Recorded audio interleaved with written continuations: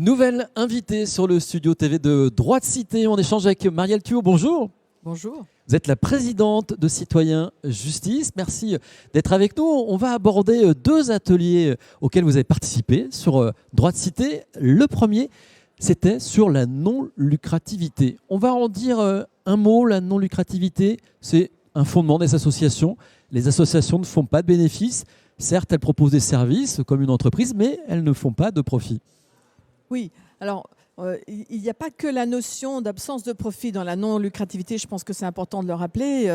À Citoyens et Justice, nous nous appelons Citoyens et Justice parce que nous accompagnons des personnes placées sous main de justice, c'est-à-dire qui ont affaire à la justice en tant qu'auteurs d'une infraction, que nous accompagnons dans une démarche de réinsertion ou d'insertion et de dépassement du délit ou du crime commis. Et ce sont des citoyens que nous accompagnons, des personnes qui, certes, ont commis une infraction, mais sont destinées à revenir dans la société si jamais elles en ont été exclues parce qu'elles ont effectué, par exemple, une peine de prison. Et la non-lucrativité, là, elle trouve tout son sens, puisque, en fait, le fait d'être une association, ça veut dire que nous portons des valeurs, que ces valeurs, nous les mettons en avant et que, par ailleurs, ceux qui dirigent les associations sont des personnes bénévoles, les conseils d'administration sont bénévoles, les présidents sont bénévoles, et que les éventuels bénéfices que pourrait faire une association, parce que certaines peuvent réaliser des prestations, bien, ils iront au bénéfice des personnes accompagnées, au bénéfice des personnes pour lesquelles nous travaillons. Donc ça, c'est fondamental. Et par ailleurs, nos salariés, puisque nous, dans nos associations, nous avons des salariés, nous sommes professionnalisés, eh bien, nos salariés travaillent dans une association, ils ne travaillent pas dans une entreprise pour des actionnaires.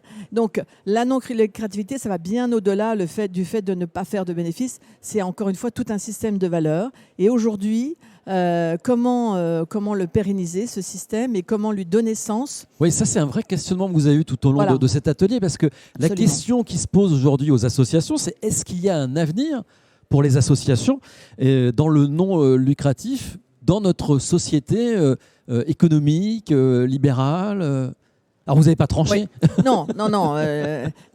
Personne n'a tranché, personne n'a forcément de réponse absolue. Ce qui est certain, c'est que ça questionne la notion d'intérêt général, la notion de service public. Qu'est-ce que c'est qu'un service public? Qu'est-ce que c'est que l'intérêt général? Pour qui travaille-t-on? Est-ce qu'on travaille pour nos adhérents? Est-ce qu'on travaille pour tout le public?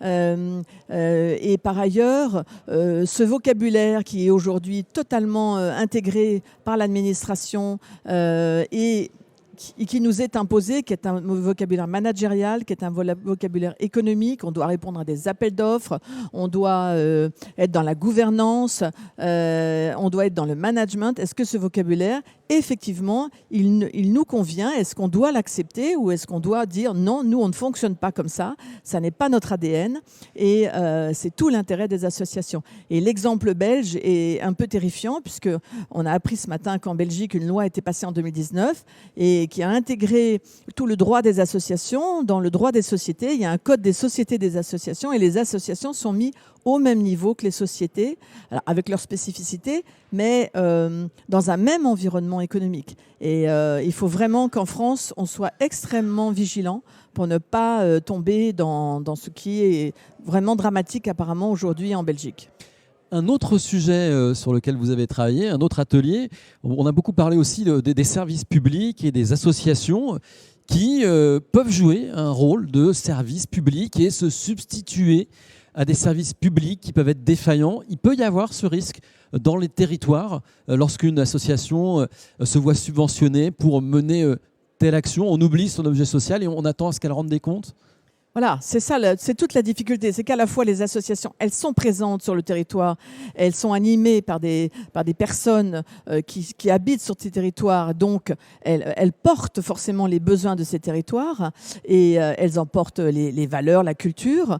Mais par ailleurs, comme on a un retrait des services publics, eh bien, effectivement, les responsables politiques, que ce soit au niveau local ou national, ont tendance à demander à ces associations de se substituer aux services publics public, en leur demandant d'avoir exactement les mêmes règles, par exemple en termes de neutralité, de laïcité, alors que ça n'est absolument pas ce qu'une association, la manière dont une association fonctionne.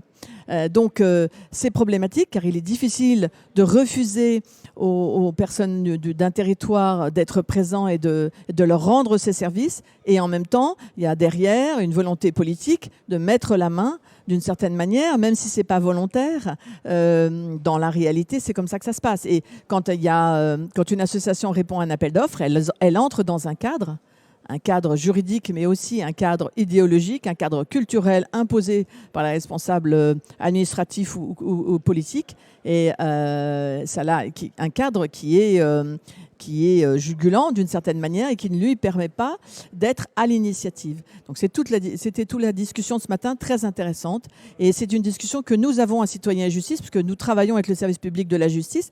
La justice ne pourrait pas fonctionner sans les associations de Citoyens et Justice.